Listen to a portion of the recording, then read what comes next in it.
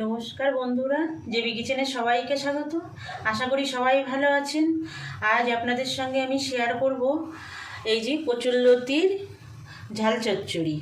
এটা বানাতে আমার লাগছে, দেখুন কচুরলতি নিয়েছি, আর নিয়েছি পোস্ত, নিয়েছি সাদা কালো মিলিয়ে 1 চামচ সর্ষে নিয়েছি, একটু চিনি নিয়েছি, একটু কালো জিরে, একটা শুকনো লঙ্কা নিয়েছি, কাঁচা লঙ্কা নিয়েছি, লঙ্কার গুঁড়ো নিয়েছি, হলুদ, লবণ, একটু নারকেল কোড়া নিয়েছি, এটা ফ্রেশ নারকেল আমি কুড়িয়ে নিয়েছি, আর একটু সর্ষের তেল, আর লতিটা তো নিয়েইছি। এই কটা জিনিস দিয়ে, সামান্য উপকরণ দিয়ে খুব সুন্দর একটা রেসিপি তৈরি হবে, যেটা সম্পূর্ণ নিরামিষ কচুরলতির ঝাল চচ্চড়ি। তাহলে আসুন আমি এবার দেখিয়ে দিই আপনাদের কচুরলতিটা আমি কিভাবে কাটি। আগের আমার একটা কচুরলতির ভিডিও আছে, সেখানে অনেক বন্ধুরা বলেছিলেন কচুরলতি পছন্দ হয় কিন্তু কাটতে পারি না, কিন্তু সহজে কিভাবে কাটা যায় সেটা আমি দেখিয়ে দেবো সেই সব বন্ধুদের জন্য। দেখুন বন্ধুরা, একটা লতি নিয়ে একটা ছুরি কিংবা আপনারা বটির সাহায্যে এটা করতে পারেন। এইভাবে আস্তে আস্তে এটা পরিষ্কার করে নেওয়া যায়। এই দেখুন কত সুন্দর পরিষ্কার হয়ে যাচ্ছে। এটা এরকম উঁচু হয়ে যায়, এটা ধরে টান দিলেই পরিষ্কার হয়ে যাবে। যারা লতিটা কাটতে পারেন না আমি তাদের জন্য দেখিয়ে দিচ্ছি, আর যারা কাটতে পারেন তাদের তো কোনো অসুবিধাই নেই। আর একটা যেটা টিপস দিচ্ছি, যেটা কচুরলতি যেদিন বাজার থেকে আনা হয় সেদিনই কাটবেন না, 2 দিন এরকম খুলে রেখে দেবেন, তারপরে কাটতে খুব সুবিধা হয়। এই খোসাগুলো খুব সুন্দর পরিষ্কার হয়ে যায়।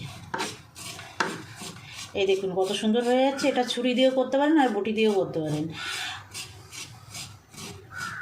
এই যে একটু টান দিলেই পরিষ্কার হয়ে যায়, সুন্দরভাবে পরিষ্কার করে কেটে নেওয়া যায়। এই দেখুন একদমই সহজ। কচুরলতি কিন্তু খুব ঠান্ডা, এই গরমে ঠান্ডা এই তরকারিটা খেতে কিন্তু ভালো লাগে। আপনারা না টেনে আমার ভিডিওটা শেষ পর্যন্ত দেখবেন। আর আমি যেভাবে সামান্য কিছু উপকরণ দিয়ে সম্পূর্ণ নিরামিষ রান্নাটা করছি, বাড়িতে একবার করবেন, আশা করি আপনাদের খুবই ভালো লাগবে।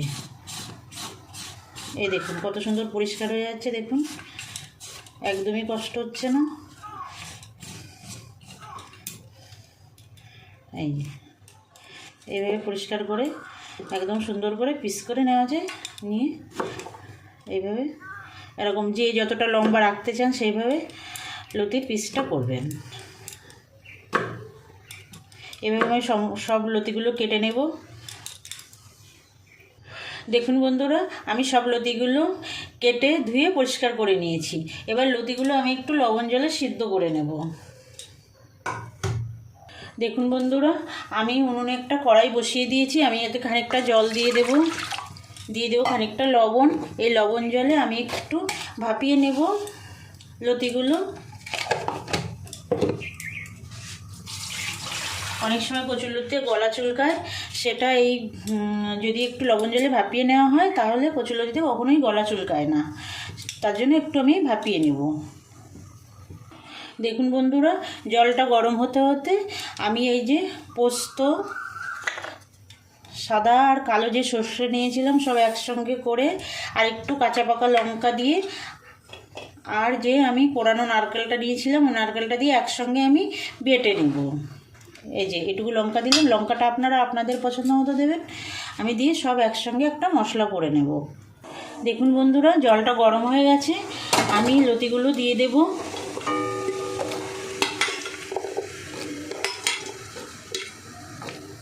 মোটামুটি একটু ভাপিয়ে নেব, খুব বেশি সেদ্ধ করব না। আর দেখুন আমি মশলাটাও বেটে নিয়েছি জল গরম হতে হতে। সর্ষে, পোস্ত, কাঁচা লঙ্কা আর একটু নারকেল দিয়েছি। নারকেল যদি কারোর অপছন্দ হয় তাহলে নারকেলটা স্কিপ করতে পারেন। আর একটু লবণ দিয়েছি। দেখুন বন্ধুরা, লতিটা 50%-এর বেশি সেদ্ধ হয়ে গেছে। এবার আমি তুলে নেব। এরকম একটা ঝাঁঝরিতে তুলে নেব যাতে জলটা ঝরে যায়।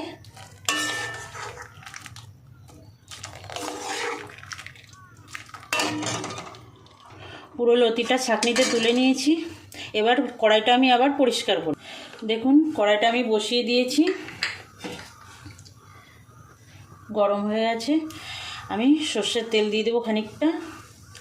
আমি রান্নাটা সর্ষের তেলে করছি, যেহেতু সর্ষে বাটার রান্না, এটা সর্ষের তেলেই বেশি ভালো লাগে। কিন্তু আপনাদের যদি কারোর সর্ষের তেলে আপত্তি থাকে তখন সাদা তেল দিয়ে করতে পারেন। দেখুন বন্ধুরা, তেলটা গরম হয়ে গেছে। আমি একটা শুকনো লঙ্কা দিয়ে দেবো ফোড়নে, আর কালো জিরে দিয়ে দেবো। ফোড়ন থেকে সুন্দর গন্ধ ছাড়লে আমি লতিটা দিয়ে দেবো। দেখুন বন্ধুরা, লতিটা দিয়ে দিয়েছি। এবার আমি একটু হলুদ দেব, দিয়ে একটু ভাজা ভাজা করব, কারণ আমি লবণটা দেবো না। সর্ষে পোস্ত যখন বেটেছি তখনও লবণ দিয়েছি, আর লতিটাও আমি যখন সেদ্ধ করেছিলাম তখনও লবণ দিয়েছিলাম, তার জন্য লবণ আর আমি দেবো না। একটু লতিটা ভাজা ভাজা করব। বন্ধুরা, লতিটা মোটামুটি ভাজা ভাজা হয়ে গেছে। আমি এখন মশলাটা দিয়ে দেবো, যে মশলাটা বেটে রেখেছিলাম। এই যে সর্ষে পোস্ত আর নারকেল, আমি এখানে ফ্রেশ নারকেল দিয়েছি। আপনাদের কাছে যদি ড্রাই কোকোনাট থাকে সেটাও দিতে পারেন, আর যদি কেউ নারকেল পছন্দ না করেন তাহলে স্কিপ করতে পারেন নারকেলটা, কোনো অসুবিধা নেই। এখন কিন্তু আমি গ্যাসটা একদম লো টু মিডিয়ামে রেখেছি। এবার আমি সামান্য একটু শুকনো লঙ্কা দিয়ে দেবো। লঙ্কাটা আপনারা আপনাদের স্বাদ মতো দেবেন।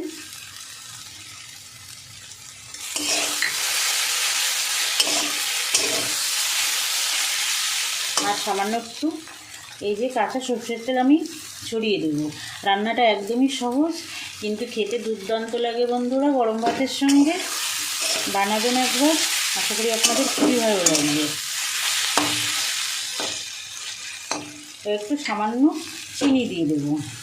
চিনিটাও আপনারা আপনাদের মতো বাড়িয়ে কমিয়ে, বা যদি দিতে না চান দেবেন না, কোনো অসুবিধা নেই। তবে নিরামিষ রান্নাতে একটু সামান্য মিষ্টি মিষ্টি হলে ভালোই লাগে।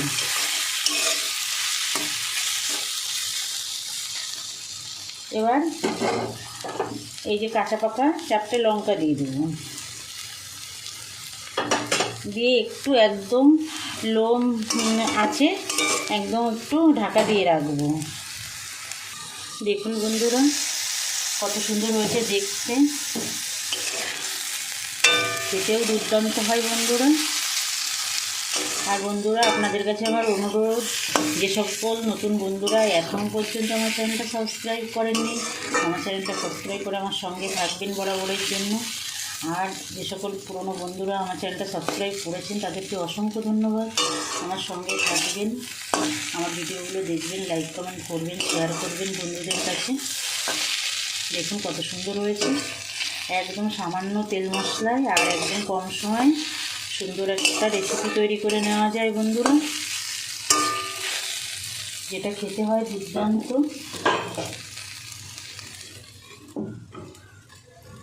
দেখুন বন্ধুরা, রান্নাটা হয়ে গেছে। গ্যাসটা অফ করে দেব, অফ করে দিয়ে নামিয়ে নেব। একদম হয়ে গেছে। দেখুন বন্ধুরা, সম্পূর্ণ নিরামিষ কচুরলতির ঝাল চচ্চড়িটা সম্পূর্ণ রেডি হয়ে গেছে। দেখুন কত সুন্দর লাগছে, আপনারা বানাবেন একবার, আশা করি আপনাদের খুব ভালো লাগবে। বানানোর অনুরোধ জানিয়ে আজকের ভিডিওটা এখানে শেষ করছি। আবার দেখা হচ্ছে নতুন কোনো অন্য রান্নায়। নমস্কার।